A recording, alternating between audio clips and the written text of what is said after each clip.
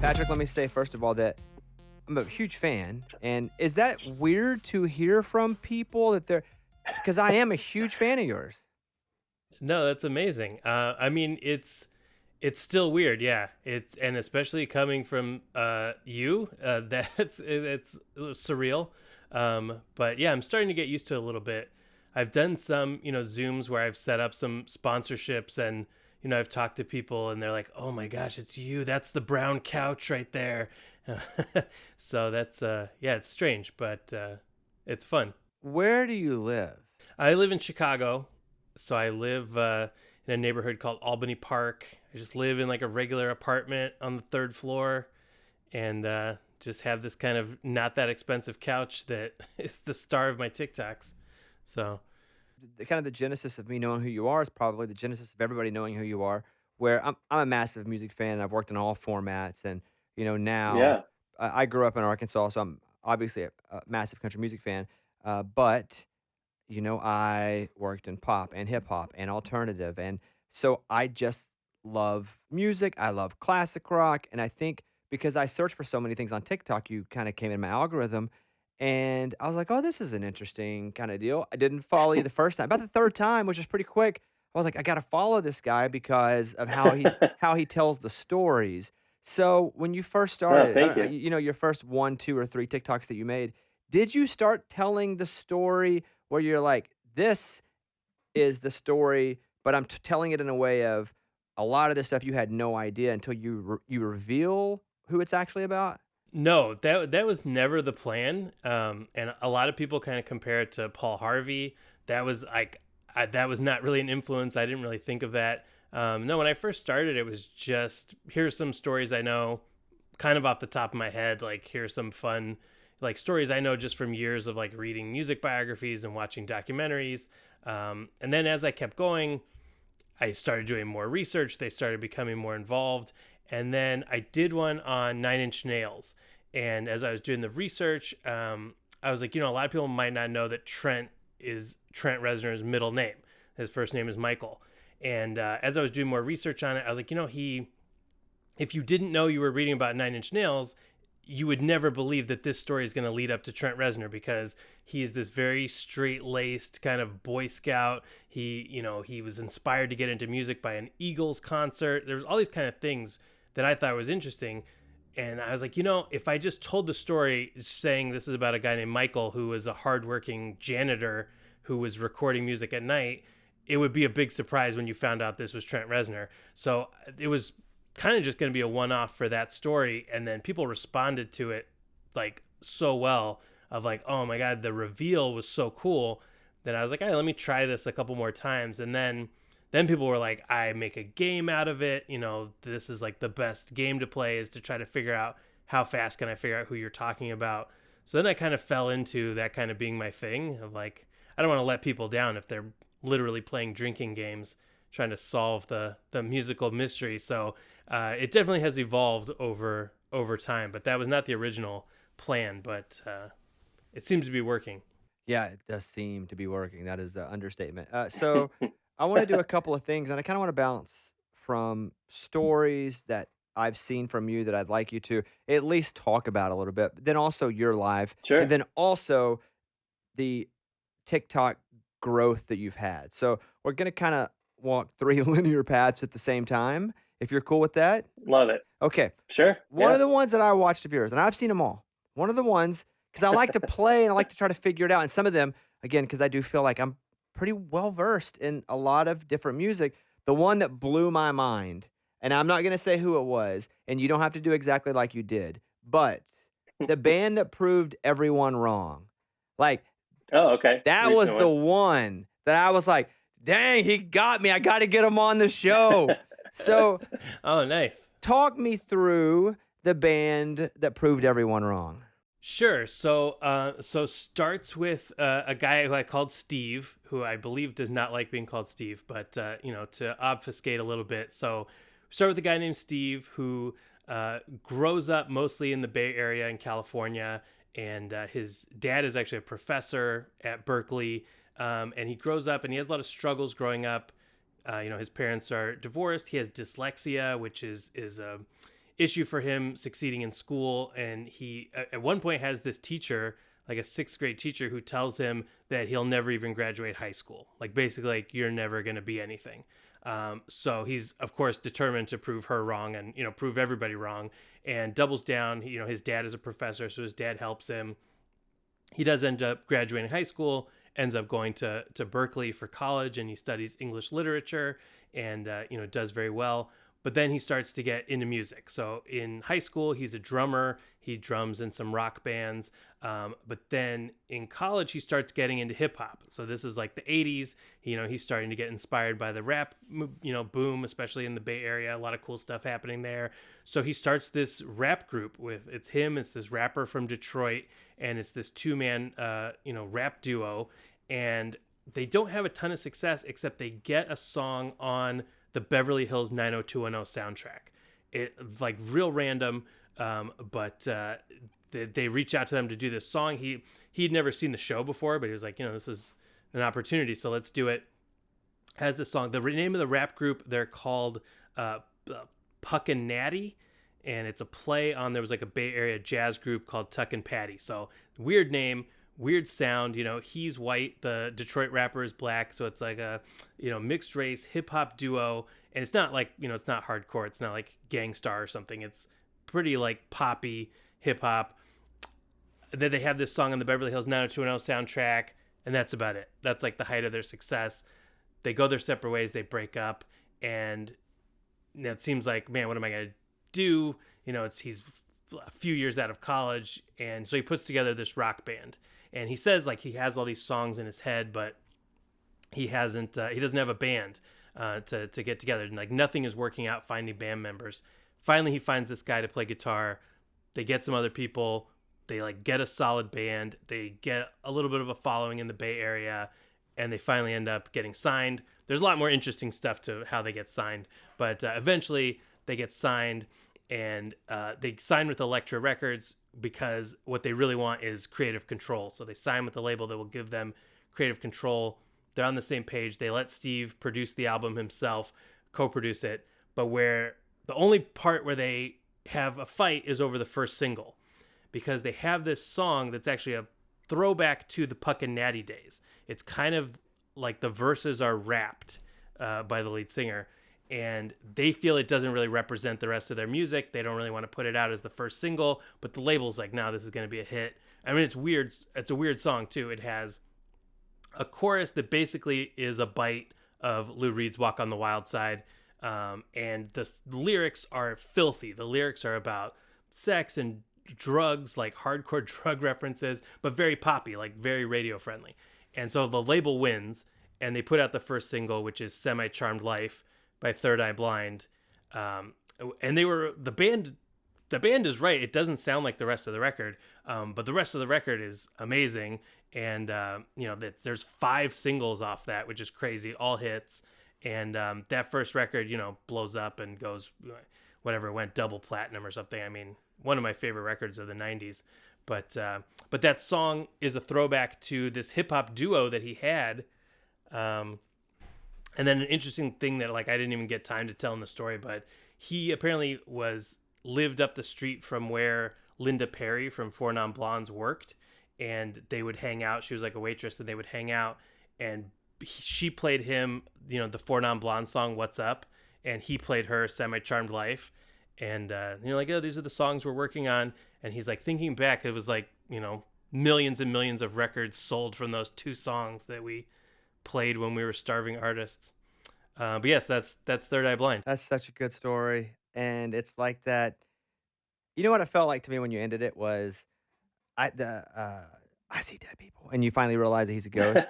And you're like, oh, because you called him Steve, and what I start to do, because you will drop little crumbs, but it's just Yes, it's yes, about yes. You got to build identify. the crumb. Yes, you got to identify the crumb, because sometimes I go after crumbs that aren't crumbs, and I'm like, okay, he said square house, and by the way, I've missed whatever else that I was supposed to catch. So that Third Right, Eye right. Blind one was so good.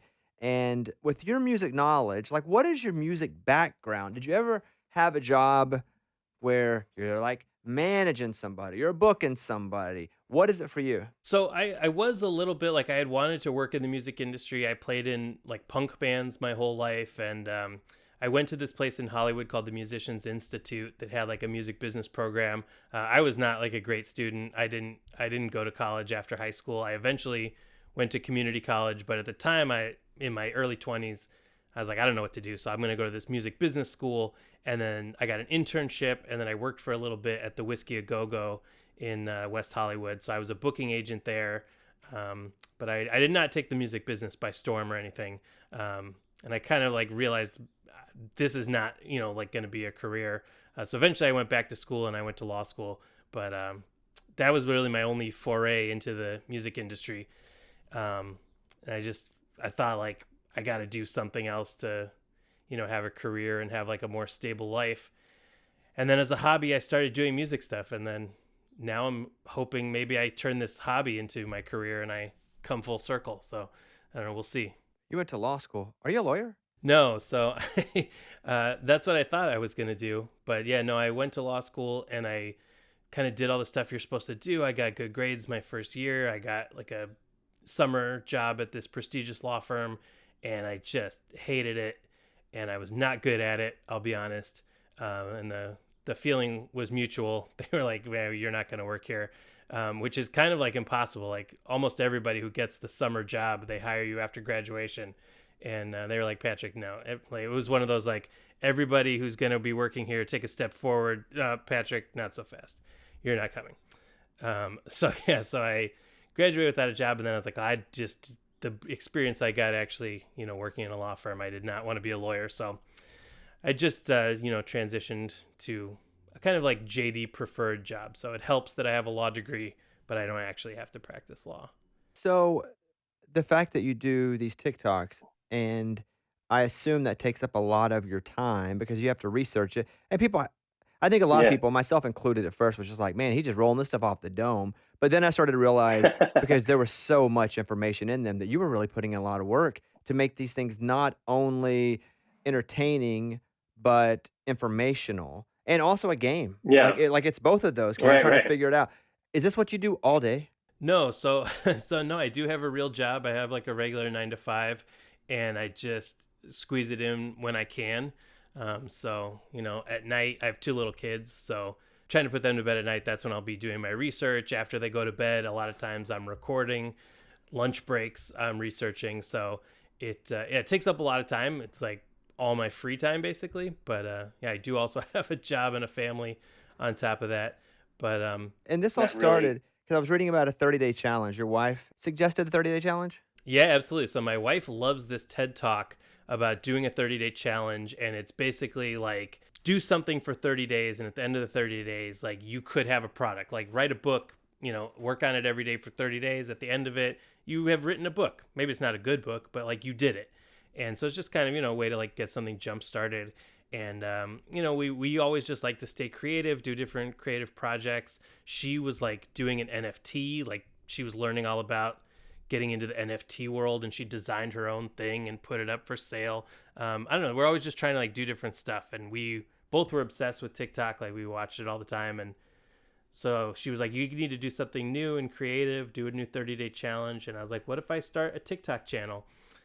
So all the credit to her for the inspiration, but I will say that she laughed at me when I said it was going to be a TikTok channel, and she was like, What are you going to do on TikTok?" And I was like, maybe I'll tell music stories. I know a lot of good music stories. And she's like, nobody is going to want to see you tell a music story. So I do rub it in her face a lot that, You're Stephen Jenkins. There we go. You're Stephen Jenkins, and she's a sixth grade teacher. That's what it is right there. So my guy here that runs all the video, he's really good. His name is Reed. You're not gonna be able to see him, but Reed, will you pull the microphone up for a second? So I want to move over to a story. Reed, have you seen all the stories? I have not, Okay. actually. So if you don't mind, Patrick, I would like for you, and I want Reed, when you think you know it, just raise your hand and I will stop you and I'll stop Patrick. But I want, Patrick, if you don't mind, would you please tell the story that is titled The Rapper Who Got Exiled?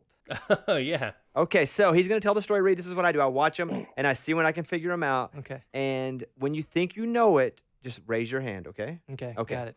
Okay, so this has to do with a rapper doing a promotion that was in conjunction with Walmart. And he's doing this online promotion where whatever Walmart in the United States that fans pick, this rapper will go to this Walmart and do a special appearance there. And it's going to be based on a fan vote. And so this rapper is one that is a little bit memeified online. And so some people in the online community thought it would be fun to mess with him and send him to the most remote Walmart humanly possible. And a lot of people are in on it, but it's really spearheaded by this journalist who worked for this website, Something Awful. And so he kind of starts this petition. He starts this hashtag exile blank because they find a Walmart location in Alaska, but not even like in Anchorage, in like an island off the southern coast of Alaska, where like a population of a couple thousand people, and it's like a Walmart that only it has like, you know, hunting supplies and snowshoes. It's like a very specific Alaskan Walmart, and it's the most remote one possible. And so of course it's a fan vote, so it starts getting all this attention, and it wins by a landslide. I think it's a Facebook vote, but yeah, so this location in Alaska wins by a landslide. And this kind of stuff has happened before with like online votes, and there's usually like a disclaimer like we don't really have to go by what the fans say. Like if you know the story about Bodie McBoatface in England, they didn't really name the boat Bodie McBoatface. Like they reserved the right to not do it. So they could have backed out. They could have been like, this was obviously rigged. We're not going to send this rapper to Alaska. But the rapper is like, I'll go to Alaska. He's like, you know, there probably are some people there who like my music. I'm going to go to Alaska. So he goes, and this guy who was the kind of spearhead of it, David Thorpe, I think was his name. Walmart is like, do you want to come too? This could be like a good opportunity. But they weren't going to pay for him. They were like, you have to meet us there, but you know, you could go. And he was like, well, no, I can't afford to fly to Alaska for a joke. And Pitbull was like, bring that guy too. I will pay for him to go. Oh, sorry. I gave up the name myself. That's all right. That's It's okay. Right. Finish the story. So it is Pitbull. So Pitbull goes to Alaska and does this promotion at this rural, remote Walmart. He brings in David Thorpe, who like does photos with him, and it's like this amazing experience because it's this big deal for the town. Like everybody comes, they have like traditional Inuit dancers there, and he gives like this motivational speech. It actually turns into this like super beautiful moment. And then David Thorpe tells this great story where he's like, I got to talk to Pitbull, and he's worried, like, is Pitbull going to be mad at me? Like, does he know I was making fun of him? And Pitbull basically is just like, there's an expletive involved, but I'll bleep it. But he's basically like, you know what? Keep messing with people. Next time we'll be on the moon. I was like, that's the best Pitbull line you could ever have. And I told that to a doctor. I was in the doctor's office, and he was asking what my hobbies are. And I told him about my TikTok, and he was like, oh man, I love music. I love Pitbull. And I was like, oh, do you know about Pitbull going to Alaska? So Again, it's one after another, these awesome stories. But this isn't the first time that I think that you've been creative. Have you written, because obviously there's a lot of writing that goes into this. Have you been a writer at all in other ways? yeah, so I always kind of felt like I was supposed to be a writer. My parents are both journalists, so I've always kind of like wanted to be a writer in some capacity. You know, I had like an MP3 blog back in the day when those were cool, and yeah, I've just like I've written screenplays. That was like kind of my hobby before I got into this, which I didn't even like think of it, but most of them did involve music in some way. But yeah, so I've written screenplays, I've written like articles, but yeah, I had a podcast. Like I've just always been doing creative stuff. I've never been just a guy who does a job and then, you know, goes home and watches TV. I just like, not that there's anything wrong with that. That's just, I've always been doing something creative to be happy, you know? My wheelhouse is probably 90s alternative because that's when I grew up, and that Yeah, was like same. music. Yeah, it's like music that kind of spoke for me. I felt like country music spoke about where I was from, but I didn't feel like it really spoke like how I felt. But then you had all these bands, then they're like, I'm sad, I'm angry, and I was like, yeah, I'm 12, but I feel that. And so Oh yeah. what's cool for me now is I get to, like, spend time with these guys and because they're 55, sometimes older than that, and just talk to them a little bit. And I was talking to the lead singer of Candlebox. I had him on my radio show. Oh, And love them. I love Candlebox. Did you know that they were, like, not really well loved by that grunge world? Because apparently, I don't know, I guess they came in on the tail end, and since they were a bit Sure. different, what do you know about that? Anything? I mean, yeah, I know. It's like we didn't have this word back then, but the scene was pretty gatekeepy, and it was like, if you weren't, I mean, I remember Stone Temple Pilots too, who I love. People were like, it's not really grunge, or there was just so much, especially in the '90s, of like who's authentic, who's not authentic. Did you come from this scene? It's like, do you possibly want to make money? If so, you're bad. But it's weird as a fan, especially as a kid. It's like I loved all those bands. I loved Candlebox. I loved, anybody who was on MTV.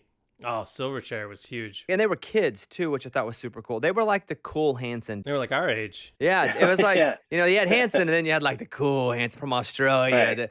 but I was Yeah. when I was talking to, the guys from Candlebox, a bit of the beef towards them was that they had, like, a song, and that song blew up so big, it made them famous quickly. Mhm. They had just almost formed, and that everybody was resentful because of not everybody, but in that world, was resentful because they just got together, their one song blew up, and here they were playing bigger shows than a lot of the bands that were having success, but had been together for 10, 15, 20 years or so. I just kinda thought that that was Right. that back in the '90s when everybody was supposed to not care, they sure did care a lot. Oh yeah. I mean, yeah, it was yeah, if you didn't pay your dues, if it was possible you were, an industry plant if you were put together. I mean that was the knock on like Weezer when they first came out. Weezer got a lot of crap that they were like just corporate pixies or something. Um, but yeah, I mean, doing these stories, every single band went through something. So like every band had failures, every band had struggles. Like nobody really was handed to it on a silver platter. But like, maybe you just didn't know. I mean, like when Third Eye Blind came out, I think like people didn't realize that this guy had been struggling for 10 years. I mean, there's so many bands like that where it seems like they came out of nowhere, but you don't know all the bands they were in before, all the stuff they went through. So Who do you love? I mean, yeah, like you, I grew up with '90s alternative. I mean, seeing Nirvana for the first time was just like life changing. You saw them? Um, I mean, not live, but just seeing the video on MTV was just like this is the coolest band in the world. Smashing Pumpkins was another one that was big for me. Green Day, and then because I'm watching MTV, like I got into '90s hip hop too. So, like right after Smashing Pumpkins, you'd see Snoop, you'd see Dre. I was into Jay-Z and Notorious B.I.G. So really like, everything. We were lucky enough to have Napster and the Oh yeah. introduction of it doesn't matter what your regional music store has or how much they have of it because there is no regional music store on Napster. It's whatever you want, as much as you want it. And I remember I would be so upset when Metallica would be like, "You shouldn't be downloading our music for free." And now, as an adult, I'm like, I was an idiot. Like we thought we deserved all that music work. We thought we just deserved it, but it did introduce me Right. to. Again, I was a massive hip hop head as well. And there was a stage where I kind of got out of country music because I'd been in it for so long that we are lucky because we were here for the first part of kind of the digital music revolution where I don't know about you, but I would just hit letter A and go to sleep and just download every song that started with A. Yeah. I mean, that was so fun. The being like, oh, in the morning, I'm going to have an album to listen to. No, it's great. I mean, yeah, it's just weird because you can't outrun the technology. Like, is it right? No, but the technology exists, and as soon as you knew what the technology was capable of, you knew like it was over. And we've sort of come up with a solution with Spotify and stuff, but I mean, even that is not the best for artists. But it's just there was no like putting the genie back in the bottle once Napster came around. So What about AI and these AI songs? Because I found myself enjoying some of them. I heard Kanye doing country music. I've heard Notorious Yeah. B.I.G. doing some NWA stuff. yeah, I just heard that one. Yeah. Easy, Yeah, yeah, doing Boys in the Hood, right? it was so Yeah. legit. I loved it. what do you think about, because personally as a consumer, it's so fun to listen to. How do you Right. feel as someone that is in the industry now about music and AI and how they can quickly make a song that actually wasn't created by anyone except a computer? Right. I mean, it's so like the legal side of my brain is so fascinating because like what are the copyright rules going to be? Who's let's say you put out one of these AI songs and it becomes a hit. Like who owns that song? Is it Notorious B.I.G.? It's not really him. Is it, like the NWA? Is it the person who created the AI who told the AI what to make? Like do they get any percentage of it? I don't know. So it's very fascinating for like there's all this kind of stuff where there's no rules, so who knows what's going to happen. Like we're going to have to, it's almost like the beginning of sampling when you had like glory days of 80s sampling, like the Bomb Squad and the early Beastie Boys records, where it's just like let's take every single thing we can imagine and put it on records because there's no real rules yet. And then they had to have cases and invent sampling laws. So I think the same thing is going to happen with AI. Like people are going to use this to make cool stuff, and then we're going to have to figure out like, okay, this is not actually ethical or legal to do. But I mean, the possibilities are fascinating. I would assume that what it derives from is who probably will end up making some money. Meaning, if they had to go and say this Biggie Easy song, well, you've taken parts of Notorious B.I.G. Like you've taken him doing something and used it and analyzed and made this song, and you've also taken a song that Eazy, the NWA guy, they wrote, whomever wrote it, and so I feel like it's going to be a split, almost like it is a publishing split. Right. They're going to have to figure out the math on it. Yeah. Even but like AI, I'll have just we'll just be, duping around here because 'cause I'm in a comedy music group, and you can just tell it to write a funny song, and it's not that funny yet, but it'll write a funny song, and if we were to record that, that's where it gets Right. tricky to Who wrote me. it? Yeah, because Yeah. I never have to admit it came from AI. I can just say, "I did Right. it." There's nothing they can do about it. Right. No, it's so fascinating. I mean, I tried it when Chat GPT first came out. I tried to get it to write a story in the style of myself. Um, and like it's not there, but it's pretty close. Like it was wrong about a few things, but it gets you pretty close. Like, it could get there for sure. Do the child crooner who became a rock icon, if you don't mind giving me a little bit of that for our listeners. Sure. So this one I remember setting it up. I kind of gave away the reveal pretty early because it's pretty hard to disguise this guy's name. So I think for a while I just said like this kid. So this kid is from the Bay Area, Northern California. He's like 5 years old. He goes into this music shop. There's like the local music shop, and the family's musical. The dad is like a jazz drummer, and some musicians in the family. And the mom maybe wants to get the kids some piano lessons, and the owners of the music store are just like taken with this kid. He's got this mop of like blonde curly hair. He's like this charming kid. So they're like, oh, can he sing? And he starts singing, and they're like, oh my god, this kid is amazing. And it's like a big family, so money's kind of tight. So in order to get the piano lessons, the owners of this music shop also the guy who owns it is a songwriter, and he's like, what if you have your kid record one of my songs, and like I'll put it out on my independent label, and then like we'll give you some free piano lessons. And so they cut this one song with this little kid singing on it, and on the back he only wrote one song, so on the back is actually an interview with the kid. And they put out, and I think it's like 500 copies or something like that, and it was not a hit. It was just circulated locally in the Bay Area. But if you have a copy of this 7-inch single, it's worth a lot of money because it's the first recording of Billy Joe Armstrong from Green Day. Um, and then but his name is Billy Joe, and there's no way to really hide that. Like Billy would kind of give it away, So I kind of went early on that one, but then I mean the story is like just so fascinating.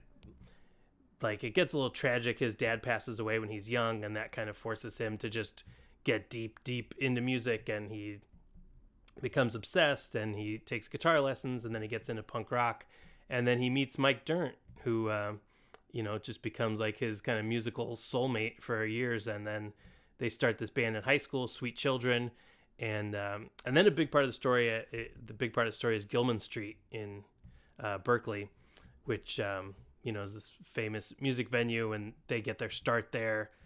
And then when the major labels come calling, they have this push between, if we sign with a major label, we're not allowed to play Gilman Street anymore, because they had a rule no major labels could play there because it's supposed to be a place for independent bands. But that's like where they got their start, and all the bands they idolized, like Operation Ivy, were from there. So it was like, do we stay here and know we're never going to get bigger, or do we want as many people as possible to hear our music? So obviously they opted for that one, and became Green Day that we know and love. But yeah, he got his start on as a 5-year-old singing on this song, which I can't remember the name. It's something like For Your Love or something with love in it. I think when I look back at albums that were very instrumental to I'll call them my formative years. I mean, Dookie is probably a top 5 album for me because, 1, it just had so many hits, but 2, even when I started to learn how to play music, like, the dream was the long view bass line, boom, boom, boom, Oh boom. yeah. Like, there were so many parts of that record that affected me in so many ways, and the fact that there were only 3 of them. I saw them in concert. I've seen them in concert a few times, and I'll give you the quick version of it that they have people come up and play their instruments. Have you ever seen Green Day live, Patrick? In the '90s, yeah, I saw them live. I think it was before they did the pull somebody up and play the instrument thing, which I love. I've seen it on YouTube. It's awesome. So they pulled a guy, and they're like, "All right, who can play the bass?" And the guy kid, "Yeah, who can play the drums?" The drummer, boom, boom, boom, good. And then they bring the guitar player up, and he's like, "All right, let's get it." And the kid sucked. He didn't know how to play guitar. Oh no. Funniest thing I've ever seen. And Billy Joe was like, "Get the F off here," and he grabs it back and plays it with the other 2 guys. Like, one of my favorite concert moments ever. But Dookie was such a big album to me.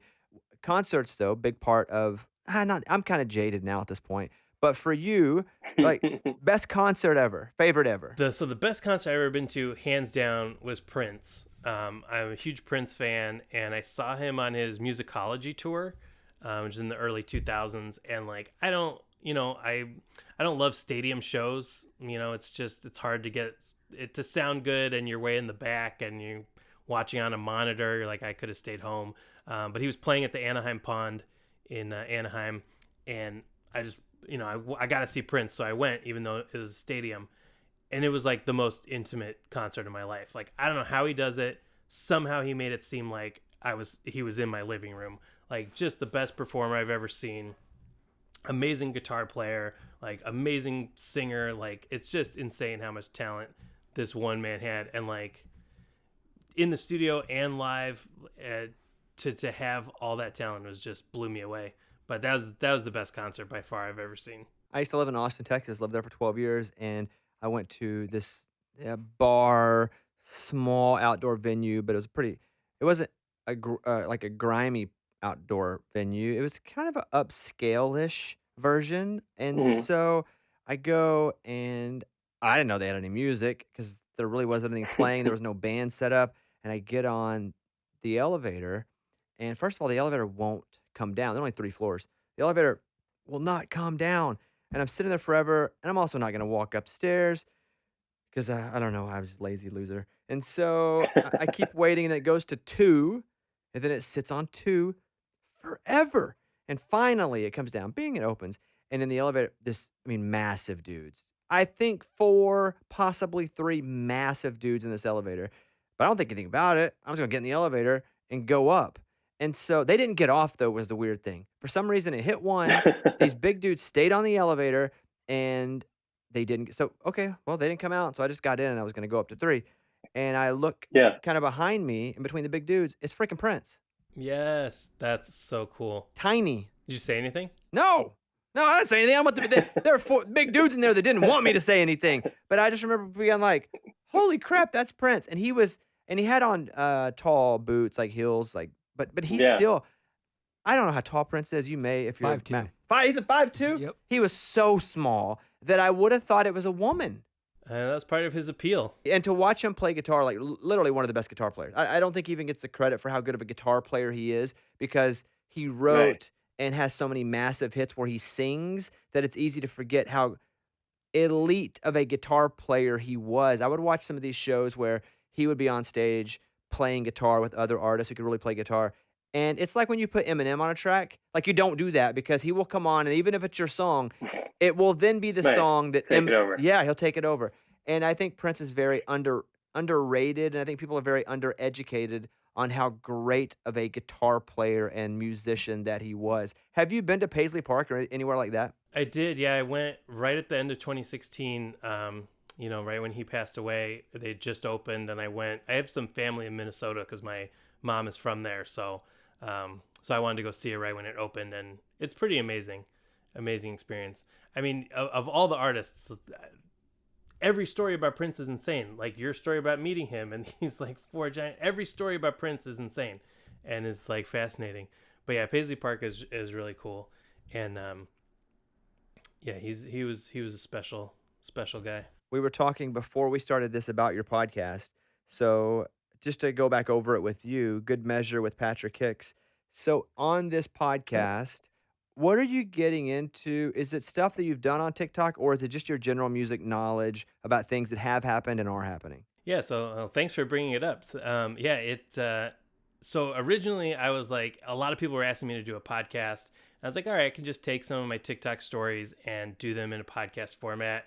Then I was like, it's kind of cheating people. Like I got to do fresh stories. So yeah, each episode is 3 stories, basically like what I would do on TikTok, but expanded out. So instead of 5 minutes, they're like 10 to 15 minutes, and just more in depth. And then there's like a central theme. So like the first episode is about going solo because I was doing a podcast on my own. So it's like artists from bands that were not successful that then became successful solo artists. So 3 different stories on that theme, and then I bring in like clips of interviews and play the music, obviously, and yeah, it's just like a little more in depth than the TikTok for people who want to go deeper. It's a little more serious, like the TikToks. I try not to be too depressing, so if a story is too tragic, people might not want to watch that when they're scrolling through dance videos. But so we talk about some more of the tragic rock and roll stories like Elliott Smith and stuff like that, where it really kind of deserves more than just a couple minutes on TikTok. So yeah, it was a lot of fun. It was a lot of work. I'm doing it in seasons. That's kind of the only way to keep sane. So I just finished the first season, and then season 2 TBD. Good Measure with Patrick Hicks. If you like his TikToks, I think I'm gonna go Yeah, and check it out. actually subscribe to the friggin' podcast because again, to me, I'm lucky enough to get to have big stars actually come to my house, right? And it's weird sometimes when somebody comes into my house and we do this, but like I was really excited to talk to you today because to me you're like the coolest because you talk about things that I care about, Oh, man. and I Oh, thanks so I much. see you. I probably see you on my phone more than I see my wife. So, uh, 2 more things I want to do. So, and then we'll wrap Yeah, this up. But will you give I got time. me the country star who wanted to rock? Because I think my audience will love that one. Yeah. Yeah, so this is about Tanya Tucker, who I was going to see. So I wanted to like do a story about her. First of all, amazing show. She's so good live. I really feel like no matter what style of music you like, watch Tanya Tucker because she like had the audience in the palm of her hand. But I wanted to tell the story of her like rock and roll record, which I thought it was just really fascinating. So Tanya Tucker gets her start as a child star. She has her first single when she's like 13 years old, and is like anytime there's a child star, they're very like, okay, we want them to be a child and never grow up, and they're very like, this she must be innocent and pure forever. And she has all this massive success. Like she had her greatest hits album when she was 15, which is just just insane pressure to put on a kid. So then she grows up a little and she wants to like expand, and she wants to do this rock and roll record, and she gets this new management team who had never worked with a country star. They wanted to help a country star cross over, and she was big in country, and she wanted to be like a superstar, across the board, which I think she deserved to do. She wanted to be like the Taylor Swift of her day. So she goes to put out this rock and roll record, but then she has this listening party in Nashville, and everybody like hates it. Everybody's like, "What is this?" And she's devastated. She's like, "I've ruined my career by going rock and roll." And so the album is called TNT, which like now you think putting it on is like this is gonna be AC/DC or something. It's not that hardcore. Like it is very still like country rock, and the rock and roll songs are like Not Fade Away by Buddy Holly, but kind of done in the Rolling Stones style. Chuck Berry, like Elvis, that kind of rock and roll. It's like it's not that scary, but apparently it was like too much for people to handle. And she's like, "That's it. I ruined my career. I destroyed my career." And then everybody sees the album artwork, and it causes this like uproar because this innocent, child star is now grown up and has like a sexy album cover, which looks very tame by today's standards. Like people probably might know the record. So like on the front, she has a microphone like cord between her legs, and she's wearing tight pants, but it's still like pretty tame. And then on the inside, there was a poster, which is funny. If you watch like I think it's the A&E biography on Tanya Tucker. I think Travis Tritt is like, I had that poster up on my wall. I did dirty things to that Tanya Tucker poster, but it's just her in like a red jumpsuit, and she's standing backwards and just tight pants and her back is out.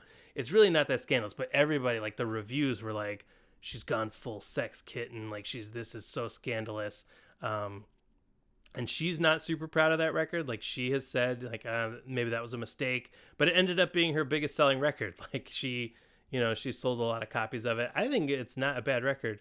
But in her biography in the 90s, she said that she regretted doing it, but I like it. And she's just one of my heroes. Like she's fantastic. All right, final thing here. Everybody go follow Patrick Hicks 82 on TikTok.